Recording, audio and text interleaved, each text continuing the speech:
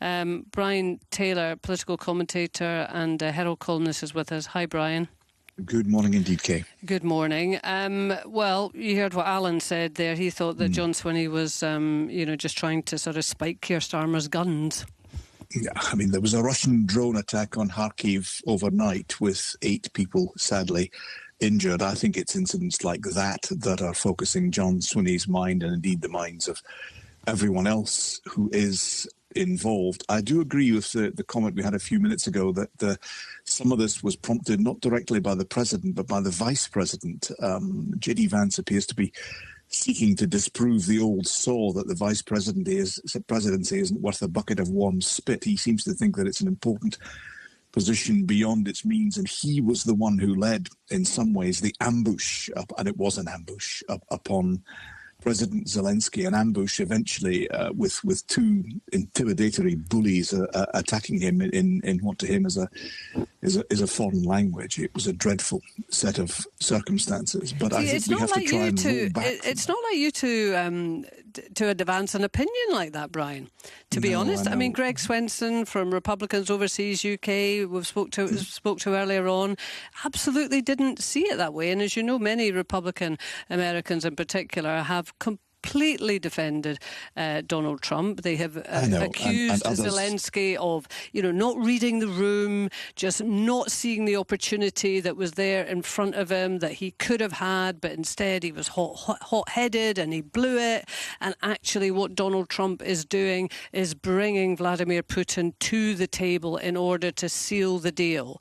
I understand the arguments, but the deal that President Trump wants is not really necessarily a deal to do with peace or military spending. It's to do with access to the minerals that are required for high-tech electronics. I think he but if sees that it as brings being a peace, deal. Does the means justify the end? I'm agreeing with that is the way to bring about peace, and perhaps President Zelensky responded with vigor, but how would he not when he was being ambushed in that fashion? I do think that it was a dreadful set of circumstances that emerged, but we have to try and roll back from that. I mean, there's a series of views being taken with regard to President Trump, and I understand the perspective, I understand the emotive response. Some are saying have absolutely nothing to do with him whatsoever. That is just simply not serious. It's foolish. He is the elected president of the most powerful nation on earth. He set out in advance the perspective that he would take on politics. He didn't disguise his views in any way, as some leaders do when they're seeking election. We knew what we were in for. We knew what we were getting. We should not be surprised. And I think it is right. And to be fair to John Swinney, people are saying, John Swinney is saying, call off the state visit. He is making the state visit conditional upon President Trump being supportive of efforts to ameliorate the crisis in Ukraine. He is also saying the Prime Minister, Keir Starmer, is right to seek to row back, right to seek to reach an accommodation with President Trump. It is very difficult to see what you do with regard to that. With regard to the state visit, I don't think it can be withdrawn. I don't think it would.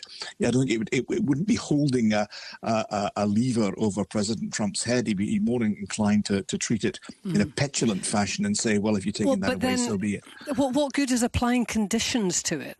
Because if you think that Donald Trump is going to be petulant if it was to be withdrawn, the chances are he's going to be petulant if conditions are going to be attached to it, because then he will feel that a gun has been put to his head. I mean, Alan, what do you think?